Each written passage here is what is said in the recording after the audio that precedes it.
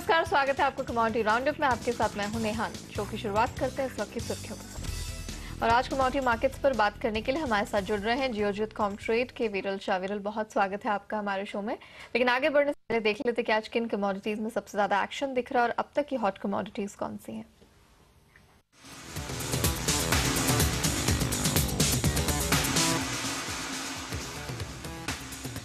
आलू में एक बार फिर से यहां पर काफी उठापटक दिख रही है। हाजिर में मांग बढ़ने से तेजी आई है। एमसीएक्स पर 3.5% से ऊपर 660 के ऊपर यहां भाव फिलहाल कारोबार करते हुए दिख रहे हैं। सोयाबीन की बात करें तो यहां पर दबाव दिख रहा है। पैदावार बढ़ने के अनुमान से गिरावट फिलहाल हावी है। 1% से ज्यादा की गिरावट फिलहाल 2055 रुपए के पास हो रहा है कारोबार। तो चांदी ने एमसीएक्स पर एक बार फिर से नई रिकॉर्ड ऊंचाई छू ली है। 32,823 के पास फिलहाल 1/4% की बढ़त पर कारोबार होता हुआ। तो अंतर्राष्ट्रीय बाजारों में भी $21 के ऊपर हो रहा है कारोबार। 0.5% की फिलहाल तेजी दिख रही है। बेस मेटल्स में जिंक में आज खासी कमजोरी है। विदेश में कमजोर कारोबार से एलएमई पर गिरावट के चलते दबाव दिख रहा है। 2% से ज्यादा की गिरावट 99 रुपए के नीचे फिलहाल कारोबार होता हुआ नजर आ रहा है। शुरुआत यहां पर कच्चे तेल से करेंगे क्योंकि नाइमेक्स पर आज कच्चा तेल $76 के पार जा चुका है। एक अहम रेजिस्टेंस $75 के पास था, वो तोड़ चुका है। बढ़त पे कारोबार होता हुआ दिख रहा। इसका फायदा एमसीएक्स को भी मिला है। 3400 के ऊपर, इनफैक्ट 3500 रुपए प्रति बैरल के पास कारोबार होता हुआ दिख रहा है। दरअसल यूरो के मुकाबले डॉलर में कमजोरी से कच्चे तेल की कीमतों को खासा सपोर्ट मिल रहा है।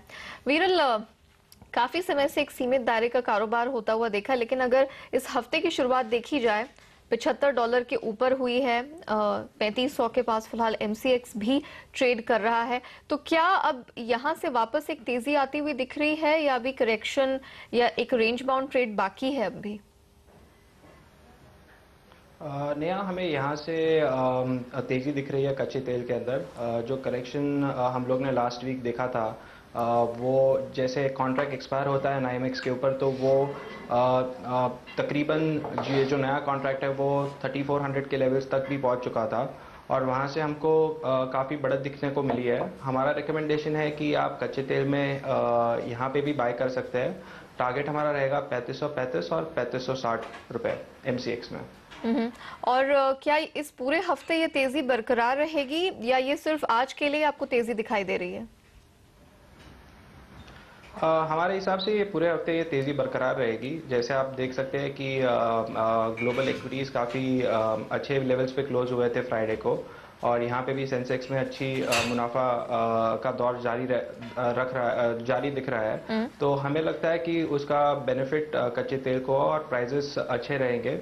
इंटरनेशनल बाजार की आप बात करें तो जैसे आप बता रहे थे कि $75 के ऊपर कच्चा तेल ट्रेड हो रहा है। यहाँ से अगर $78 के ऊपर अगर ट्रेड होना चालू हो जाएगा तो फिर हमारे हिसाब से $80 तक की तेज़ी दिख सकती है इसके अंदर। चलिए, हफ्ते की शुरुआत यहाँ कच्चे तेल के लिए काफी पॉजिटिव रही है और ये पूरा हफ्ता यहाँ पर उम्मीद की जा रही है कि बेहतर ही रहेगा। $78 का अगेन सामने एक अच्छा खासा टारगेट है, वो टूटता है तो $80 के स्तर भी देखने को मिल सकते हैं। फिलहाल जो इंट्राडे के कारोबारी हैं आज फोकस करके चले बाय साइड पर। अक्टूबर कॉन्ट्रैक्ट में 3480 के पास खरीदारी की रिकमेंडेशन है और ऊपर 3560 तक के लेवल्स यहाँ पर इंट्राडे में देखने को मिल सकते हैं। वीरल, आपसे एक चेक प्रेशियस मेटल्स पर हम सबसे पहले चांदी पर लेना चाहेंगे। वंस अगेन हफ्ते की शुरुआत ही यहां पर रिकॉर्ड ऊंचाई के साथ हुई है। 32,850 के पास एक न्यू रिकॉर्ड टच कर लिया है। अंतर्राष्ट्रीय बाजार में भी $21 के ऊपर ट्रेड हो रहा है। कितनी तेजी आपको यहां से और बाकी दिख रही है या अब आपको लगता है कि कूल ऑफ जोन बन सकता है? देखिए, चांदी इंटरनेशनल बाजारों में और इंडिया में दोनों जगह पे ऑल टाइम हाईज पे ट्रेड हो रही है। ज़्यादातर के यहाँ पे कोई लेवल्स देना उचित नहीं होगा क्योंकि ये जो तेज़ी का दौर है वो जारी रह सकता है फिलहाल।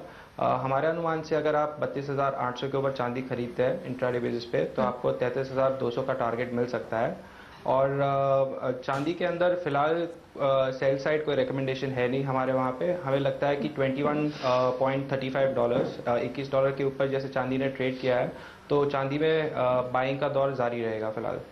वीरल, साथ में ये भी बताइए कि काफी यहाँ पर बाजार के जानकार और जो कारोबारी हैं उनको अच्छी खासी तेजी यहाँ दिवाली तक दिख रही है।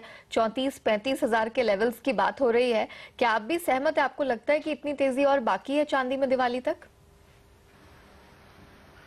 देखिए मैडम, जब हमने पहले रिकमेंडेशन दिया था तभी हमको 32,000 का टारगेट दिख रहा था चांदी में दिवाली तक। वो टारगेट तो मीट हो चुका है। यहाँ से नया टारगेट तकरीबन 34,000 का तो दिख ही रहा है हमें। लेकिन दर्शकों को ये भी जानना चाहिए कि जैसे चांदी में अच्छे दाम दिख रहे हैं इंटरनेशनल बाज़ार में, वैसे ही रुपी काफ़ी स्ट्रांग हो रहा है घरेलू बाज़ार में। तो उसकी इफ़ेक्ट थोड़ी बहुत आ सकती है।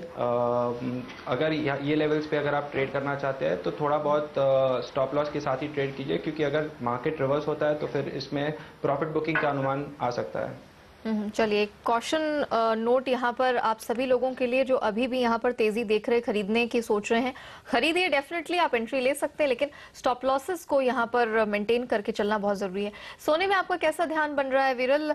क्योंकि कुछ हमने प्रॉफिट टेकिंग आते हुए देखी है। बीता हफ्ता काफी तेजी का था। आज हम इसे एमसीएक्स पर 19,100 रुपए के नीचे कारोबार करते हुए देख रहे हैं, और अपने जो इसने ऑल टाइम हाई यहाँ पर $1,301 के पास बनाए, उससे भी फिलहाल ये कुछ नीचे ही, ऑल्दो हल्की खरीदारी दिख रही है। क्या लग रहा है, सोने में अभी भी और सेफ हेवन बाइंग से तेजी जारी रहेगी? आपका अगला टारगेट यहाँ पर कौन सा होगा?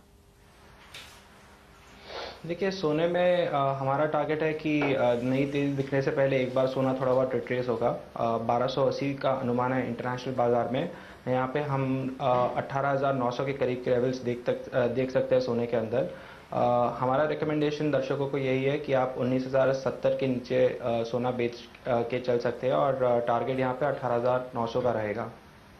विरल, ये जो 18,900 का आप लेवल कह रहे हैं, क्या यहाँ पर एक स्ट्रॉन्ग सपोर्ट दिख रहा है? यहाँ से और करेक्शन आएगा? हमें यहाँ पे स्ट्रॉन्ग सपोर्ट दिख रहा है। तो क्या हम ये समझ कर चलें कि 18,900 के पास जो निवेशक हैं या फिर पोजिशनल ट्रेडर्स हैं, वो दिवाली तक या ईयर एंड तक कुछ खरीदारी करके चल सकते हैं? इफ यस, कैसा टारगेट आप बताएंगे? इंटरनेशनल मार्केट्स में हमारा टारगेट यहाँ पे $1,330 तक का रहेगा। तो अगर आप $1,880 में आप खरीदते हैं इंटरनेशनल मार्केट्स में, तो यहाँ पे आपको $50 की मुनाफा आप देख सकते हैं, $50 का मुनाफा देख सकते हैं। लोकल मार्केट्स में हमारा अनुमान है कि अगर 19,250 तोड़ता है गोल्ड, जो करंट कॉन्ट्रैक्ट है अक्टूबर महीने का, अगर 19,250 के ऊपर ट्रेड होता है तो हम लोग 19,400 तक या 450 तक की तेजी देख सकते हैं। ओके, यानी कि सोने में एक अच्छी तेजी आने से पहले एक करेक्शन का फायदा यहाँ पर सारे निवेशकों को मिलेगा। इंट्राडे कारोबारियों के लिए एक सेल रेकमेंडेड है। कुछ यहाँ पर प्रेशर में आज ट्रेड होता हुआ दिख सकता है। 19,070 के पास आप बिकवाली की पोजीशन बनाइए। 18,900 तक के स्तर है, और जो निवेशक या पोजिशनल ट्रेडर्स है वो 18,900 के लेवल को एक बाइंग अपॉर्चुनिटी की तरह देख सकते हैं। 19,400 से 500 तक के रेंज यहाँ पर दिवाली तक देखने को मिल सकते हैं। चलिए, विरल बने रहेंगे हमारे साथ। जब हम लौटेंगे, बेस मेटल्स पर विस्तार से होगी चर्चा, वहां क्या रणनीति अपनाई जाए, ये सब हम आपको बताएंगे इस छोटे से ब्रेक के बाद।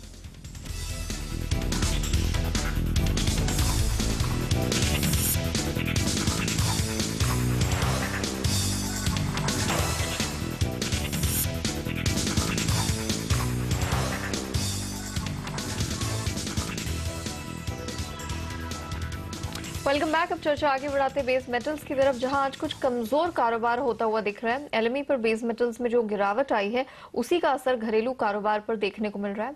बीते हफ्ते कॉपर और निकल में शानदार बढ़त देखने को मिली थी, लेकिन इस हफ्ते की शुरुआत में ही सारे बेस मेटल्स में अच्छी खासी गिरावट दिखी है। खासतौर से जिंक यहाँ पर काफी गिरावट दिखा रहा है। 2.25% की गिरावट वहां दिखी है। तो कॉपर यहाँ पर 360 के नीचे स्लिप कर चुका है। फिलहाल जिंक में 2.25% तक की गिरावट दिख रही है। 99 रुपए के नीचे इसमें कारोबार होता हुआ नजर आ रहा है। विरल, हफ्ते की शुरुआत बेस मेटल्स के लिए काफी खराब रही है। बीते हफ्ते तो यहाँ पर चाइनीज मार्केट्स बंद थे, लेकिन अब वो भी खुल गए हैं। तो इस गिरावट को कैसे जस्टिफाई करते हैं आप? नेहा, आपने सही बताया कि लास्ट हफ्ते चाइनीज मार्केट्स बंद थे। अगर आप थर्सडे और फ्राइडे का भी अगर आप रुख देखते हैं बेस मेटल्स के अंदर, तो हालांकि कॉपर और निकल में अच्छी खासी तेजी आई थी, लेकिन प्रीवियस हाइज को वो टेस्ट नहीं कर पा रहा था। थोड़ी बहुत वीकनेस था ही।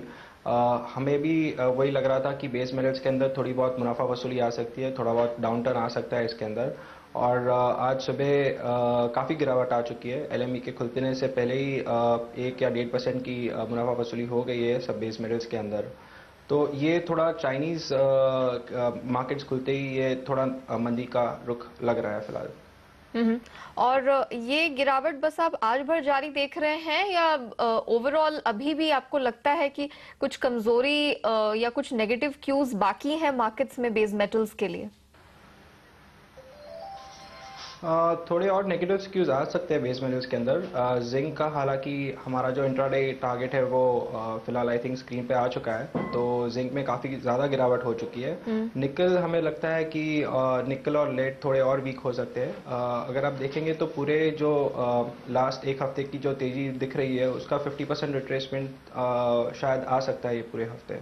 थोड़ी बहुत मार्केट बेस मेटल्स के अंदर थोड़ा बहुत मंदा ही रहेगा फिलहाल। विरल, यू राइटली सेड, यहाँ पर 98 के लेवल्स तो हम जिंक में देख रहे हैं एंड वो आपका यहाँ पर टारगेट लेवल्स भी थे जो आपने बिकवाली की रिकमेंडेशन दी है। तो अब जिस तरह की गिरावट आ चुकी है उसे देखते हुए आपकी टॉप पिक कौन सी रहेगी आज बेस मेटल्स में? हमारी टॉप पिक आज फिलहाल जिंक बेचने के लिए थी, बट वो लेवल्स ऑलरेडी आ चुके हैं, तो हम फिलहाल रेकमेंड करते हैं निकल बेचने के लिए। टारगेट रहेगा 1020 का। 1020 का आप यहाँ पर निकल में टारगेट दे रहे हैं। चलिए, यहाँ पर जिंक का जो ऑलरेडी टारगेट अचीव हो चुका है, इन्होंने 98 रुपए के टारगेट सेट किए थे, लेकिन निकल में फिलहाल ये देख रहे हैं कि और भी दबाव जारी रहेगा। 155 के आसपास के लेवल्स मिलते हैं, तो वहां पर आप बेचकर चले। नीचे तकरीबन 30 से 35 रुपए की गिरावट आज और दिखाई दे रही है। विरल, बहुत शुक्रिया हमारे साथ जुड़ने के लिए, हमारे दर्शकों के साथ वो सारी स्ट्रैटेजी शेयर करने के लिए। चलिए, कमोडिटी राउंडअप में वक्त हो गया एक और बहुत ही छोटे से ब्रेक का, लेकिन जब हम लौटेंगे यहाँ मसालों में और सोए कॉम्प्लेक्स में किस तरह का रुख है उस पर करेंगे चर्चा विस्तार से।